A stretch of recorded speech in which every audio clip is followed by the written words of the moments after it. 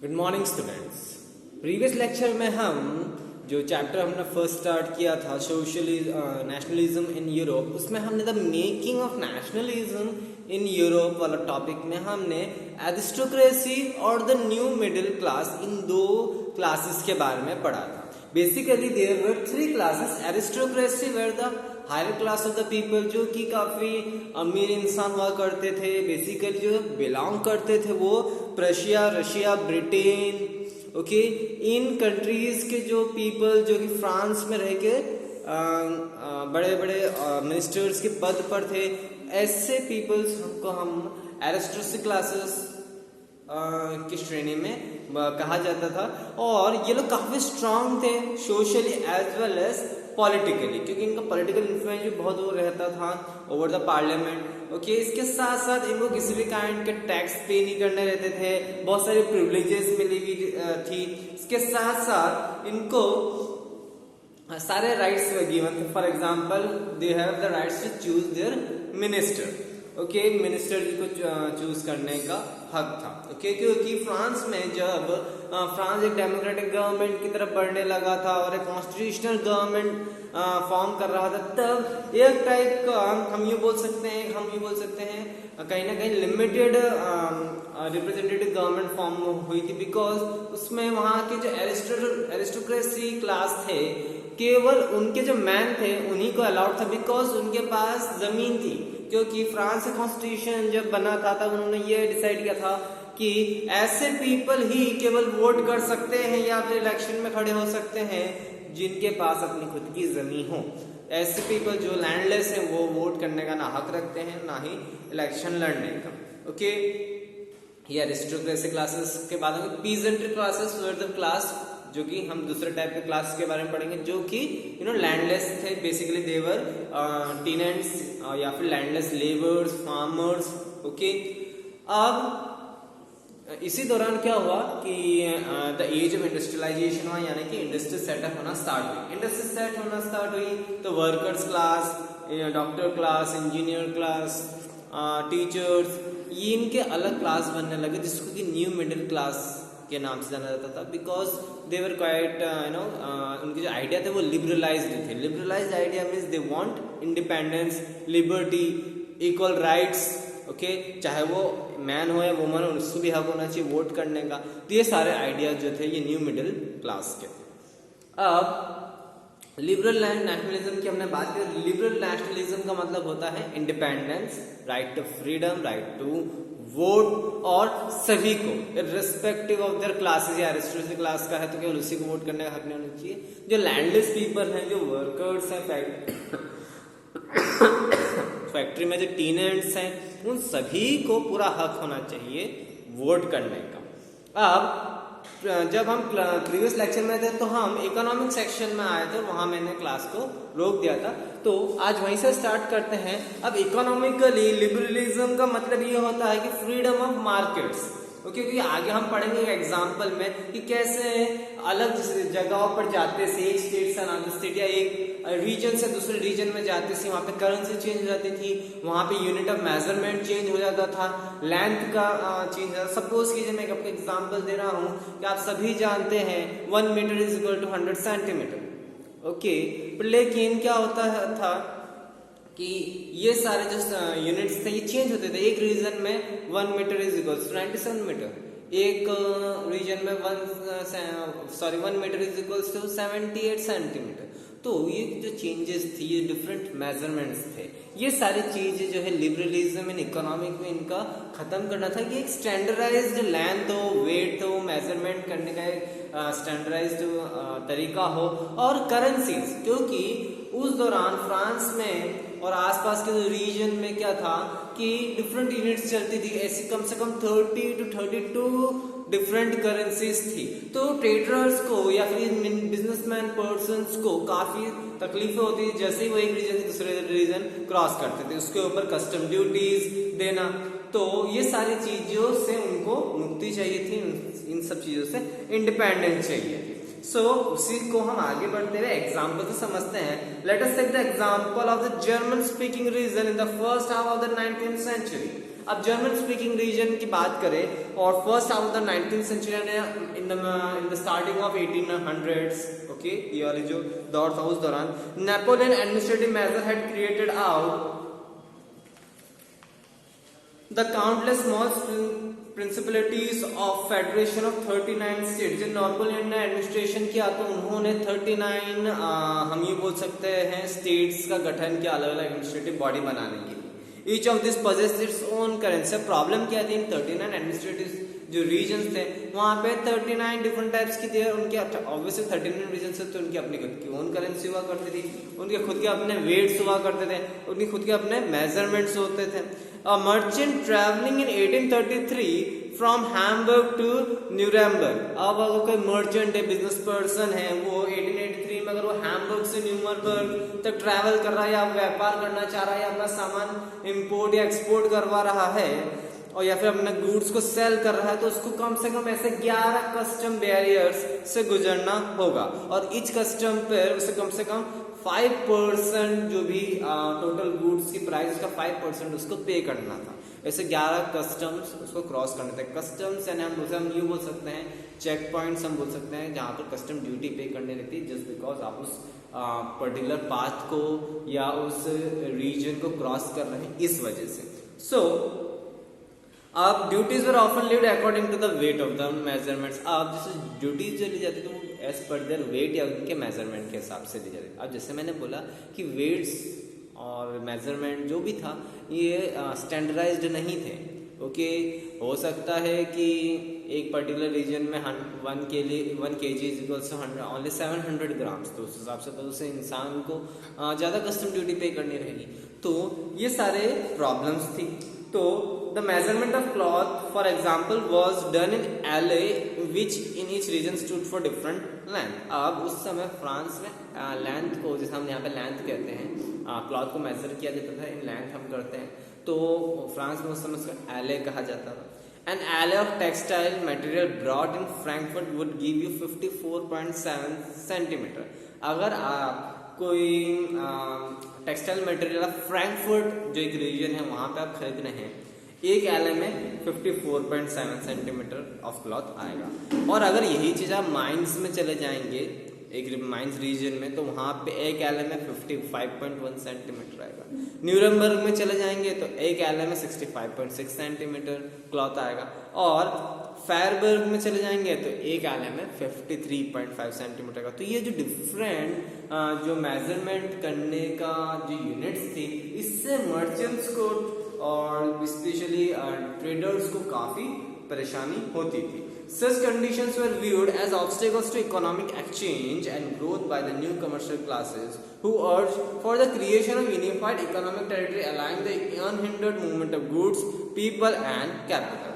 तो ये सारी ऑब्स्टेकल्स थी, काफी प्रॉब्लम्स थी, इससे इकोनॉमिक एक्सचेंज होने में प्रॉब्लम होता था. तो जो नया कमर्शियल क्लास बन रहा था, हम ये बोल सकते थे new middle class people wanted this changes कि एक टेरिटरी से दूसरी टेरिटरी में जाना हो तो वहाँ पे जो कस्टम बैरियर्स लग रहे हैं वो खत्म हो जाना चाहिए. इंडिपेंडेंटली कोई भी ट्रेडर्स एक टेरिटरी से दूसरी टेरिटरी जाके अपना सामान प्रोडक्ट सेल कर सकता है, अपने गुड्स सेल कर सकता है. कॉमन यूँ बोल सकते हैं हम एक कॉमन वेट्स होने चाहिए, स्टैंडर्डाइज वेट्स यूनिट्स होनी चाहिए. In 1834, a custom union or Zollvereinigung was formed at the initiative of Prussia and joined by the most of the German states. But लेकिन 1834 में एक कस्टम यूनियन बनाया गया जिसको कि जोलेवेरियन कहा गया. ओके, जिसका इनिशिएटिव या फिर जिसने इसकी शुरुआत किसने की थी, किस देश ने की थी? प्रशिया ने. और इसको काफी सारे जर्मन स्टेट्स ने इनके साथ हाथ मिलाया. The union abolished tariff barriers and reduced the number of currencies from over 30 to 2. अब इस यूनियन ने क्या करा, जितने भी टैरिफ बैरियर्स थे यानी कि जो कस्टम ड्यूटीज लगाई जाती थी उन पे अबॉलिश किया गया. इसके साथ साथ जो 30 करेंसीज थी उसको कम करके केवल 2 करेंसी की गई। Okay, the creation of a network of railways further stimulated mobility, harnessing economic interest to national unification। इसके बाद में रेलवे नेटवर्क जो डेवलप हुआ उससे भी काफ़ी आसानी हुई, काफ़ी हम ये बोल सकते हैं व्यापार करने में आसानी हुई और एक नेशनल यूनिफिकेशन होता गया। The wave of economic nationalism strength the wider national sentiments growing at the time. और कहीं ना कहीं जो ये इकोनॉमिकली जो नेशनलिज्म जो हम बोल सकते हैं इसने काफ़ी कुछ स्ट्रेंथन किया over the period of time. अब जो नेक्स्ट टॉपिक है on page number 10 2.3 a new conservatism after 1815 वो दौर है जब नेपोलियन युद्ध हार चुका था। उसके बाद में जो न्यू कंजर्वेटिव जो थे उनकी क्या सोच थी। अब कंजर्वेटिव की सोच हम इस तरीके से हम बोल सकते हैं एक ऐसा पॉलिटिकल थिंकिंग या हम ये बोल सकते हैं एक ऐसा पॉलिटिकल फिलॉसफी हम बोल सकते हैं जहाँ पे कंजर्वेटिव्स हमेशा यही चाहते हैं कि जैसा सदियों से चलता आ रहा है वैसा ही चलता जाए सिस्टम, चाहे वो मोनार्चिकल फॉर्म ऑफ गवर्नमेंट है तो वो ऐसे ही चलती जाए, और उसमें अगर चेंजेस लाए भी जाए तो बहुत जल्दी ना लाते हुए धीरे धीरे आराम से ग्रेजुअल चेंजेस उसमें होने चाहिए, और जो परंपराएं चलती आ रही उसमें किसी भी की चेंज नहीं होने चाहिए। तो कंजर्वेटिव बेसिकली ऐसे ही होते हैं, वो जैसा सिस्टम चलता आ रहा है उसी सिस्टम्स पे उसी एंशिएंट फिलॉसफी पे चलते रहते हैं और उसमें कोई चेंज लाने के पक्ष में नहीं रहते, और अगर लाना भी रहता है तो वो ये चाहते हैं काफ़ी धीरे धीरे वो चेंजेस आए बट लेकिन काफ़ी धीरे धीरे वो चेंजेस लेकर आना चाहिए। Following the defeat of Napoleon in 1815, European governments were driven by a spirit of conservatism. The conservatives believed that the established traditional institution of state and society like monarchy, the church, the social hierarchies, property and the family should be preserved. और conservatives की क्या सोच थी, जो traditional institution जो थे state की, जो ट्रेडिशनल पॉलिसीज थी पहले से चलती आ रही, जो मोनार्चिकल फॉर्म ऑफ गवर्नमेंट थे, जो चर्च के जो नियम कायदे कानून, जो सोशल हिलार्चिकल जो क्लर्जिकल क्लास नोबिलिटी क्लास, ये सारी चीजें प्रॉपर्टी में जैसा डिस्ट्रीब्यूशन होता था ये सारी चीजें जैसी थी वैसी पहले के समय में वैसे ही चलनी चाहिए। Most conservative however did not process return to the society pre revolutionary days, और मोस्ट ऑफ द कंजर्वेटिव चाहते थे जो प्री रिवॉल्यूशनरी जो फ्रांस रिवॉल्यूशनरी डेज में जो चीजें हुई थी वो वापस से नहीं दोहराई जानी चाहिए। Rather, they realized from the change initiated by Napoleon that modernization would in fact strengthen traditional institutions like monarchy. It would make state more effective and strong. और मोस्ट ऑफ द जो कंजर्वेटिव इनका ये मानना था Napoleon ने जो administrative policy लेके आया था उसको फॉलो करना चाहिए, और उससे मोनार्चिकल फॉर्म ऑफ गवर्नमेंट को और ज़्यादा स्ट्रेंथन मिलनी चाहिए और बहुत ज़्यादा इफेक्टिव और स्ट्रांग होगी।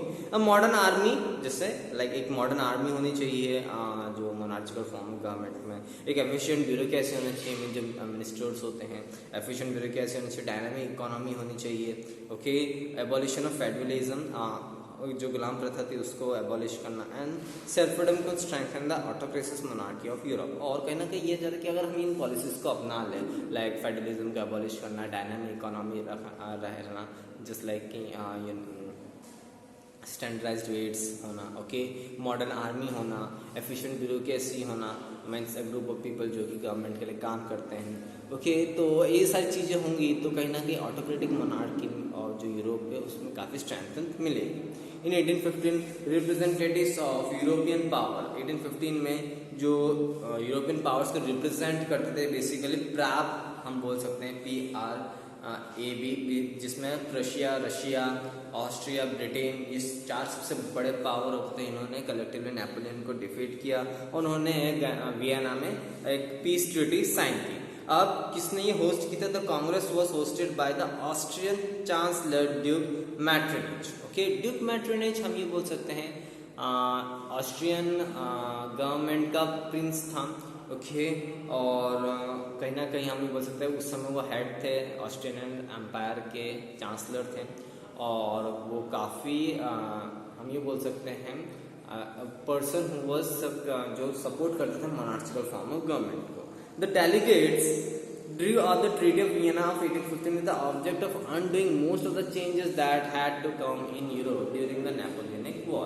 अब Treaty of Vienna में हुआ तो पीस ट्रीटी साइन की, काफ़ी इसमें सारे चेंजेस लाया गया, काफी सारे समझौते साइन किए गए।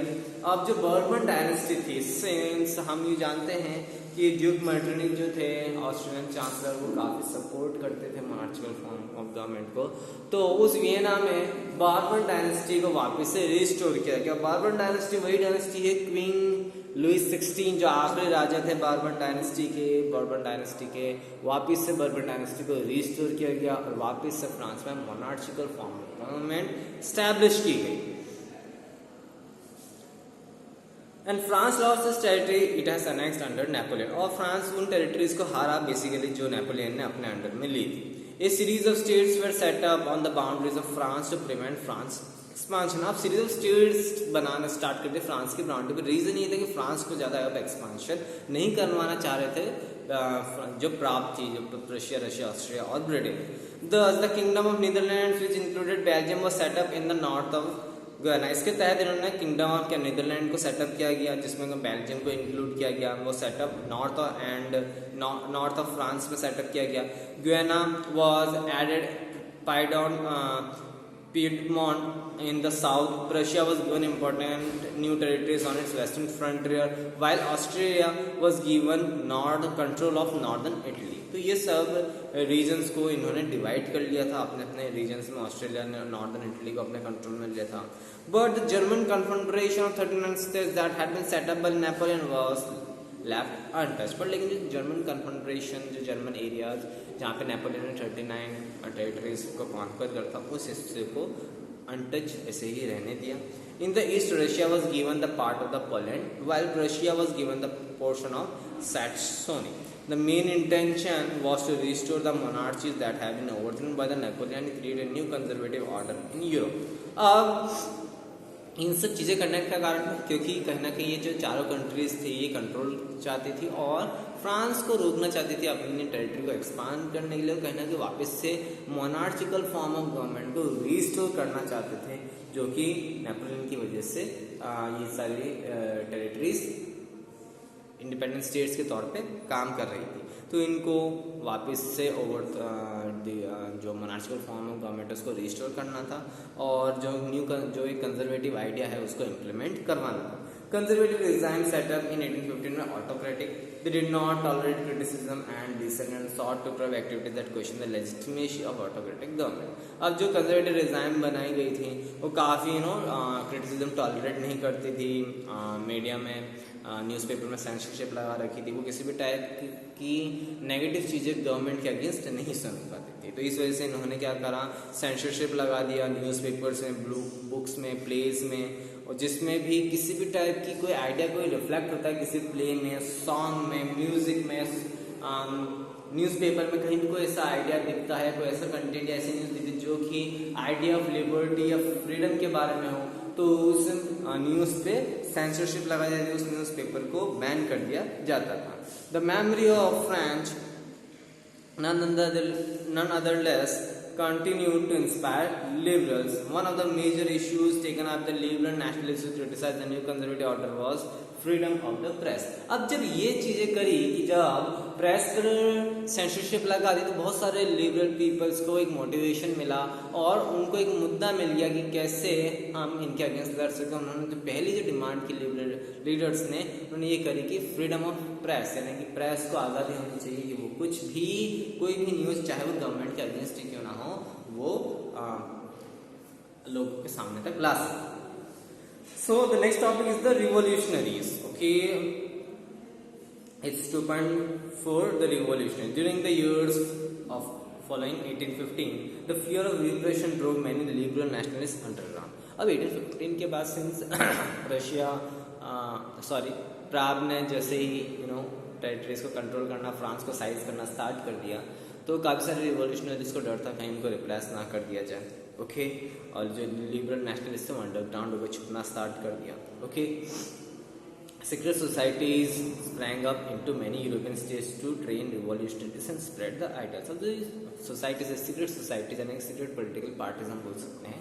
secret societies ये अलग अलग जगहों पे काम कर लेते और छुप कर काम करने लगे। वहाँ पे यूरोपियन जो नौजवान थे उनको ट्रेनिंग देने लगी कि कैसे रिवॉल्यूशन करना चाहिए, अपने आइडियाज़ को स्प्रेड करना स्टार्ट कर दिया कि हमें इंडिपेंडेंस चाहिए, हमें लिबर्टी चाहिए।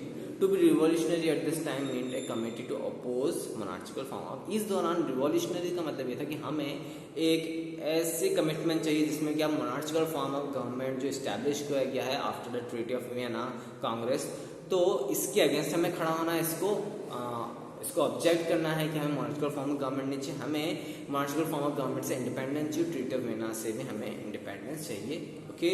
और कहीं ना कहीं फ्रीडम के लिए लड़ने के लिए प्रेरित करना। Most of this revolution also saw the creation of nation states as necessary part of this struggle for the freedom. अब मोस्ट ऑफ द रिवॉल्यूशनरीज ने ये भी देखा कि नेशन जो स्टेट्स हैं इनको क्रिएट करना नेसेसरी है, ताकि तभी हम एक फ्रीडम स्ट्रगल का ये पार्ट होगा। One such individual was Italian revolutionary Giuseppe Mazzini. ऐसे एक बहुत ही फेमस रिवॉल्यूशनरी थे उस समय के, इटालियन रिवॉल्यूशनरी थे जो कि गुसेप्पे मज़ीनी थी, जो कि गुयाना में 1807 में जन्मे थे। He became a member of the secret society of the Carbonari, okay, वो एक मेंबर बने सीक्रेट सोसाइटी कार्बोनी के, okay. As a young man of 24, उनकी जब एज थी 24, he was sent into exile in 1831 for attempting a revolution in Liguria. अब as a young man 24 ही उनको एग्जाइल का मतलब होता है वनवास, ओके, या फिर ऐसे एरिया में जहाँ पे आइसोलेट कर रहे थे, ओके, तो वहाँ पे उनको भेज दिया गया। रीजन क्या था कि 1831 में उन्होंने लिगेरिया में उन्होंने रिवॉल्यूशन अटेम्प्ट करने की कोशिश की थी। ही सब्सिक्वेंटली फाउंडेड 2 मोर अंडरग्राउंड सोसाइटी। उसके बाद में उसको आगे जब बढ़ा तो सब्सिक्वेंटली उनको 2 मोर अंडरग्राउंड सोसाइटीज के बारे में पता चला। First young Italy in Marseilles, पहले उनको young Italy in Marseilles and then young Europe in Bern, whose members were like minded young men from Poland, France, Italy, German states। और उनके जो मेंबर्स होते थे वो basically Poland, France, Italy, German किससे belong करते, दोनों ही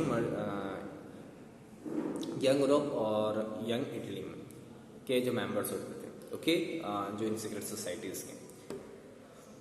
Mazzini believed that God has intended nation to be natural units of mankind, so Italy could not continue to be a patchwork of small states and kingdoms। अब उनका idea ये था कि उनका ये मानता है कि गॉड का इंटेंशन ये है कि जो नेशंस हैं, God has intended nations to be natural units of mankind, natural units of mankind on the basis of the nature, जिस हिसाब से लाइक बोली भाषा, एक ही कम्युनिटी में बिलोंग करने वाले पीपल्स के अपने खुद के एक नेशन होना चाहिए। और उनका ये डिमांड था, since he was belong to the Italy, तो उनका ये माना था कि Italy should not be a patchwork of different states, बल्कि उसका खुद एक इंडिपेंडेंट रिपब्लिकन स्टेट होना चाहिए। It had to be forged into a single unified republican with a wider alliance of a nation। एक नेशन की तरह, एक रिपब्लिक नेशन की तरह फॉर्म होना चाहिए Italy. The unification along could be the basis of Italian liberty, और ये यूनिफिकेशन along ही होना चाहिए कि इटालियन लिबर्टी को शो करने के। Following his model, secret societies were set up in Germany। उनके इस मॉडल का जो रिवॉल्यूशनरीज ने फॉलो किया और ऐसे सीक्रेट सोसाइटीज इन्होंने जर्मनी में, फ्रांस में, स्विट्जरलैंड में, पोलैंड में सेटअप करना स्टार्ट किया। Mazzini relentless opposition to monarchy and his vision of democratic republic threatened the conservatives। अब मज़ीनी काफ़ी फेमस रिवॉल्यूशनरीज हो चुके थे, उनके जो आइडियाज़ थे डेमोक्रेटिक रिपब्लिक से, वो काफ़ी कंजर्वेटिव्स को डराते थे कि कहीं मोनार्ची को वापस से डिथ्रोन नहीं हो जाए। Metternich describe him as the most dangerous enemy of our social order. और जो मैट्रिनिच थे, जो मीन्स ऑस्ट्रेलियन चांसलर थे, जो कि मोनार्चिकल फॉर्म ऑफ गवर्नमेंट के सपोर्ट में थे, और ट्रीटी ऑफ वियना जो पीस ट्रीटी थी उसमें वो उन्होंने हेड की थी, वो मज़ीनी को एक थ्रेट मानते थे, as the most dangerous enemy मानते थे ऑफ देयर सोशल ऑर्डर, जिस तरह के सोशल ऑर्डर में वो अपनी गवर्नमेंट को रन कर रहे हैं, ओके। अब जो थर्ड टॉपिक है the age of revolution 1830 to 1848 has been omitted. तो ये जो टॉपिक है आपका page number 13 to page number 18 तक है, तो ये पूरा जो टॉपिक है पूरा ओमिटेड है, ये ओमिट किया गया है MPPSC के थ्रू।